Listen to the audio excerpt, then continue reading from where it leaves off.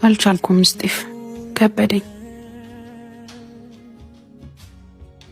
ምን ነው ቃልዬ? ምን ሆንሽብኝ?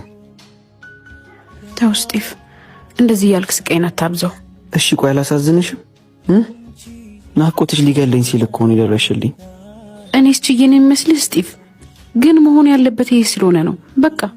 ግን እኔ ምንም አልገባኝም። ምንም ሳትይኝ እኮ ነው የጠፋሽው። እኔ እናንተ አብረን እንድንሆን አልተፈቀደም። ትላንትና ታላቅ ወንድምህን አግኝቼው ነበር። እንደፈራሁት ነገርሽ አይደል? እሱ ልክ ነው። እኔ እናንተ ሁለት የተለያየ ዓለም ሰዎች ነን። ግን እኮ በጣም እንዋደዳለን። ተው በቃ ስቃይን አታብዛው።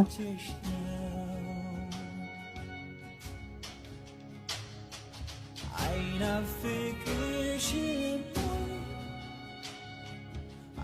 love